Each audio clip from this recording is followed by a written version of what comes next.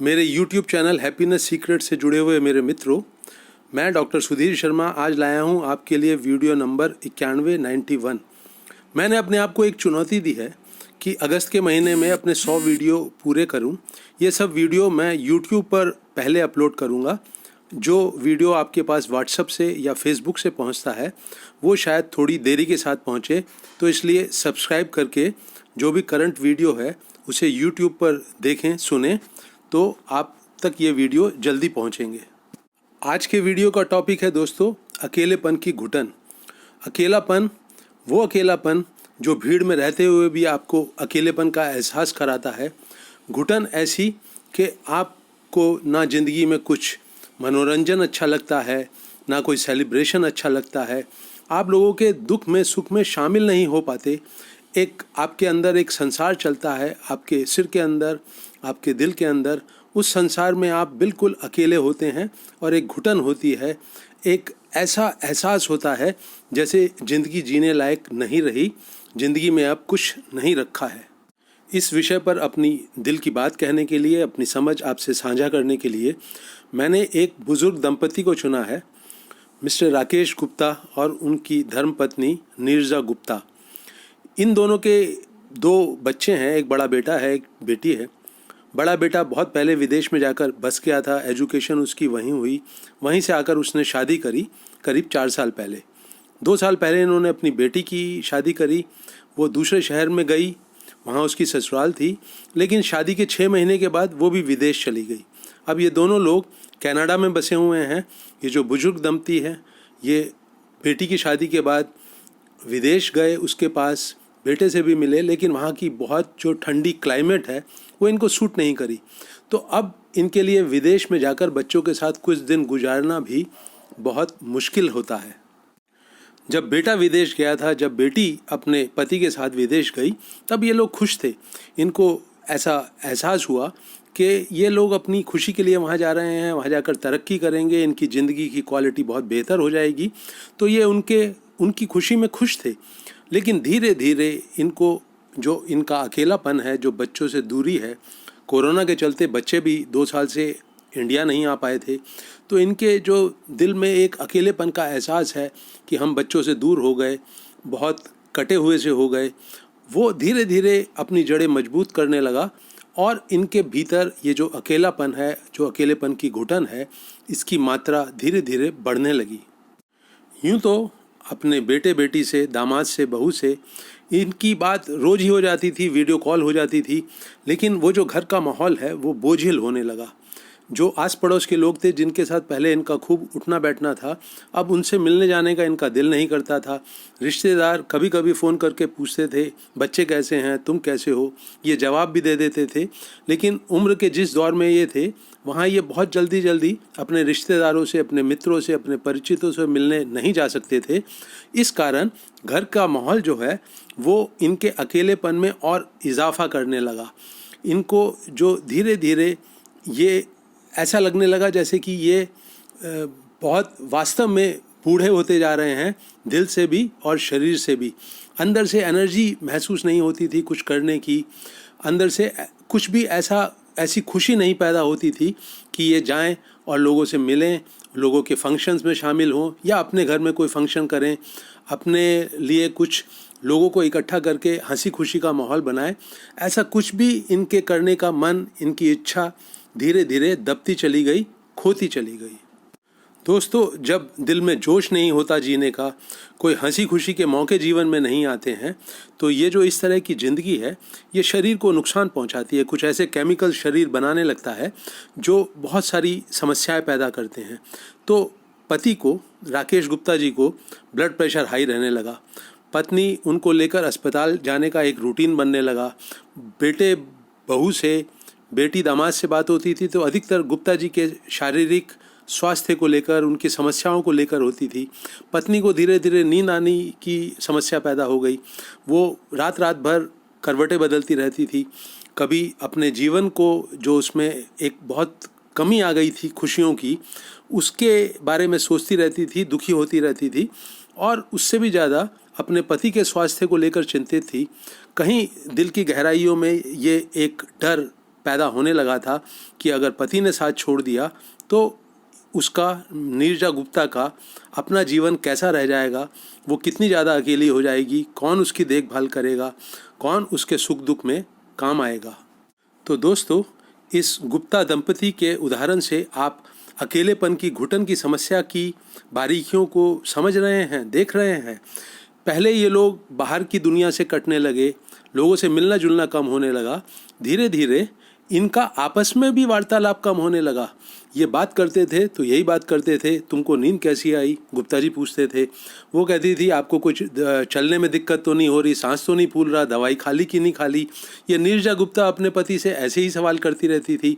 दोनों साथ साथ बैठ के खाना खा लेते थे, फिर अधिकतर चुप चुप से रहते थे, लेकिन दोनों के सिर के अंदर वो जो एक संसार है जो इनके मैंने पैदा कर रखा था, जहाँ पर कि चिंताएं थी, परेशानियां थी, शिकायतें थी, बहुत सारा एक अकेलेपन का एहसास था, एक घुटन थी, वो संसार दोनों का बहुत ज़्यादा एक्टिव रहता था। ये नहीं है कि इनका शरीर नहीं चलता था तो मन भी नहीं चलता था, मन बहुत ज़्यादा चलता था, शरीर जो है वो धीरे धीरे सुस्त पड़ने लगा। तो ये जो अकेलेपन की, घुटन की एक समस्या है, ये कैसे इनकी ज़िंदगी में अपनी जड़ें मजबूत करने लगी, इनके उदाहरण से आप कुछ कुछ अंदाज़ा लगा सकते हैं। तो अब दोस्तों, इस कहानी से निकलकर हम कुछ अन्य महत्वपूर्ण कारणों की चर्चा करते हैं जिसके कारण अकेलेपन का एहसास और उससे पैदा होने वाली घुटन का शिकार कोई भी इंसान बन सकता है। लेकिन यहाँ मैं अपनी वो महत्वपूर्ण पॉइंट को फिर दोहराना चाहता हूँ जो मैंने अभी कुछ क्षण पहले कहा कि अकेलेपन का एहसास और उससे पैदा होने वाली घुटन हमें अपने दिलो दिमाग के अंदर महसूस देती है। वो जो संसार हमारे दिलो दिमाग के अंदर चलता है, ये अकेलेपन का एहसास और घुटन उस संसार की उपज है। आपका जो चारों तरफ का संसार है वो उपेक्षित हो जाता है, उसमें आपकी दिलचस्पी ख़त्म हो जाती है, लेकिन कारण होता है आपके दिल के अंदर, आपके दिमाग के अंदर समस्याओं से घिरा हुआ, शिकायतों से घिरा हुआ, कमियों से घिरा हुआ वो संसार जो आपका मैं, आपका सेल्फ पैदा करता है। ये जो अकेलेपन का एहसास है और इससे पैदा होने वाली घुटन है, अगर हमको इसके शिकार नहीं बनना है, अगर इससे बचे रहना है और जो इसमें फंस गए हैं उनको बाहर निकलना है, तो ये हमको बहुत क्लियरली समझना पड़ेगा कि इस समस्या को पैदा करने के मुख्य कारण क्या हैं। तो दोस्तों, इस समस्या का बीज हमारे दिलो दिमाग में पड़ता है उन एक्सपेक्टेशन से, उन डिज़ायर्स से जो हम अपनी कल्पना के द्वारा अपने मन में पैदा करते हैं। ये एक्सपेक्टेशंस, ये डिज़ायर्स, ये हमारे सपने जो हमने आने वाले जीवन के बारे में जो कल्पना करी हुई होती है, जब हमारा वास्तविक जीवन इन सब, ये जो डिज़ायर्स हैं, ये जो एक्सपेक्टेशंस हैं, ये जो कल्पनाएं हैं, ये जो सपने हैं, जब ये इसके विपरीत हो जाता है, उससे उलट हो जाता है, तब हमारा मन बहुत बेचैन हो जाता है, बहुत परेशान हो जाता है, बहुत दुखी हो जाता है। और ये जो एक टकराव है जीवन की असलियत और हमारी कल्पना के संसार में, ये टकराव वो बीज बोता है जो देर सवेर अकेलेपन के एहसास को और उससे पैदा होने वाली घुटन को आपके दिलो दिमाग में हावी कर देगा। दोस्तों, हमारे दिल का, मन का जुड़ाव उन्हीं चीज़ों से होता है, उन्हीं इंसानों से होता है जो हमें बहुत प्रिय होते हैं, जो हमारे लिए बहुत क्लोज होते हैं। हम चाहते हैं कि जो भी हमारी परिस्थितियां हैं वो दिन पर दिन बेहतर होती चली जाएं, जो भी चीज़ हमें प्रिय है उससे हमारा रिश्ता कभी ना टूटे, जो भी इंसान हमारे जीवन में बहुत मूल्य रखते हैं, बहुत मूल्यवान हैं, जिनकी बहुत वैल्यू है, जो हमारे दिल के बहुत करीब हैं, उनके साथ हम इस सर्टेनिटी में जीना चाहते हैं कि ये रिश्ता जो है दिन पर दिन और से और ज़्यादा मजबूत होता जाए और इस रिश्ते से मिलने वाली खुशियाँ, इन चीज़ों से मिलने वाली खुशियाँ, इन परिस्थितियों में जो खुशियाँ पैदा करने का एक माहौल बनता है, ये सब लगातार हमारे जीवन में बना रहे। तो एक हमारे भीतर एक डिमांड बनती है कि हमारे जीवन में जो प्रिय इंसान हैं, वस्तुएं हैं, परिस्थितियां हैं, ये कभी ना बदलें। लेकिन दोस्तों, जो जीवन है इसमें इंसान भी बदलेंगे, चीज़ों से भी आपका रिश्ता टूटेगा, परिस्थितियां भी बदलेंगी। जीवन जो है हमारी इस डिमांड को पूरा करने के लिए मजबूर नहीं है। तो होता यह है दोस्तों असली जीवन में कि जिनसे हम बहुत दिलों का गहरा रिश्ता महसूस करते हैं, वो इंसान कभी कभी हमारे जीवन से निकलकर दूर चला जाता है। कभी कभी वो हमारे ट्रस्ट को तोड़ता है, कभी जो वायदा किया होता है किसी हमारे करीबी ने, उस वादे को तोड़ता है।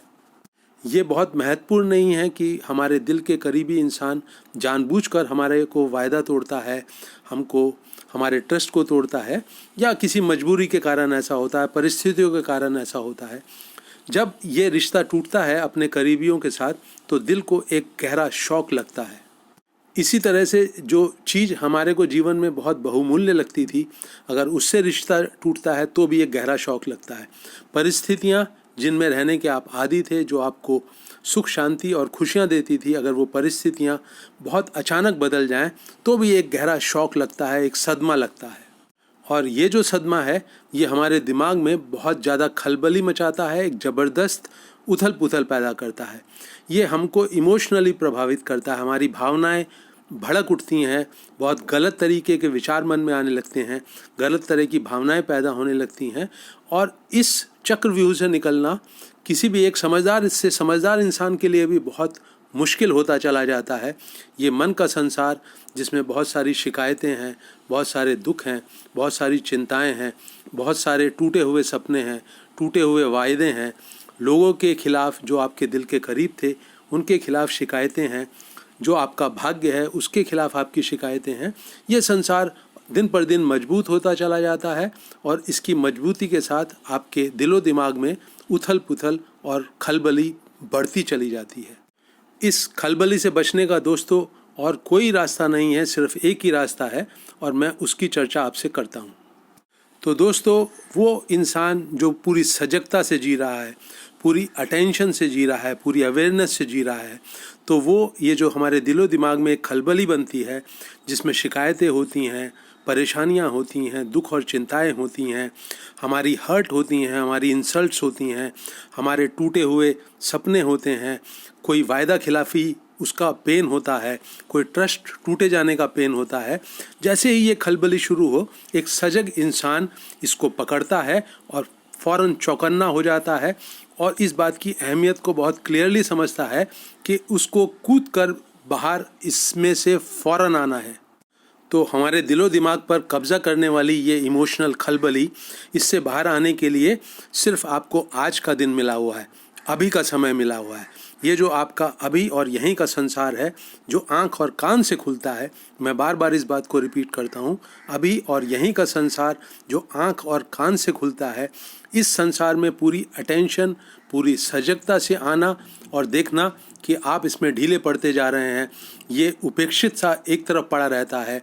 आपने जीवन में उत्साह पैदा करने वाली, जोश पैदा करने वाली, खुशियाँ पैदा करने वाली, आपसी रिश्तों को मजबूत करने वाली एक्टिविटीज़ से विड्रॉ करना शुरू कर दिया है, अपने कदम खींचने शुरू कर दिए हैं। ये जो सजगता है ये आपको इस चीज़ को बहुत क्लियरली दिखाती है और जब ये एक बारी दिख जाती है तो इसमें से बाहर आना फिर बिल्कुल भी मुश्किल नहीं रहता है। तो दोस्तों, जब गुप्ता दंपति की, जिनकी मैंने कहानी आपको सुनाई, जब उनकी समझ में, दोनों की समझ में ये बात आ गई तो उन्होंने फ़ौरन ही एक जो करेक्टिव कदम है वो उठाने शुरू कर दिए। तो उन्होंने फिर अपने आपसी रिश्तों में फिर से जीवंतता, एक लिविंग क्वालिटी पैदा करनी शुरू करी। अपने जो पड़ोसी थे उनके साथ फिर से मिलना जुलना शुरू किया, अपने रिश्तेदारों के टच में रहने लगे। जब भी कोई एक अपनी प्रॉब्लम्स की, समस्याओं की, परेशानियों की, कठिनाइयों की, अकेलेपन की कोई भी जब एक बात उठाता तो दूसरा बहुत प्यार से उसके मुंह पर हाथ रख देता और कहता, नहीं छोड़ो, हमें इस खलबली से अगर मुक्ति पानी है तो इसकी चर्चा करना बहुत ज़्यादा समझदारी से बंद करना पड़ेगा। उनका जो नॉर्मल रूटीन था वो उसमें फिर से वापस लौटे, रेगुलर वॉक पर जाने लगे, खाना दोनों टाइम बनने लगा, उसको बहुत हंसी खुशी के साथ खाते थे, लोगों को नियमित रूप से फ़ोन करते थे, बच्चों से अपनी परेशानियों की चर्चा कम करते थे, उनके साथ हंसते बोलते ज़्यादा थे। तो दोस्तों, हमारा अभी और यहीं का संसार जो आँख और कान से खुलता है, ये बहुत सिंपल संसार है। इसमें रोज़ाना के एक्शन हैं, उनको पूरी सजगता से करें, पूरी ईमानदारी और जोश से करें, तो आपको फिर कभी भी अकेलेपन के एहसास और उससे पैदा होने वाली घुटन का सामना ज़िंदगी भर कभी नहीं करना पड़ेगा। अपने इस वीडियो को दोस्तों मैं यहीं रोक रहा हूँ। आपको ये उपयोगी लगे, अच्छा लगे तो इसे अपने मित्रों के साथ शेयर करें। मेरे YouTube चैनल को सब्सक्राइब करें, जिससे कि मेरा हर आने वाला वीडियो आप फ़ौरन जल्दी से जल्दी सुन सकें। इस वीडियो को आखिरी तक सुनने के लिए आपका बहुत बहुत धन्यवाद।